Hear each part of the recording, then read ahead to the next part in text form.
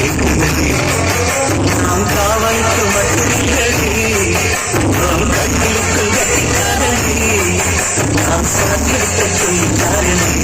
இதுக்கு நன்றி பூர்வம் மல்லியும் இன்னும் இந்த கண்ணால் பார்த்துதடி, இந்த கண்ணு மல்லியது நமக்கு சொல்லி கேட்கிறது.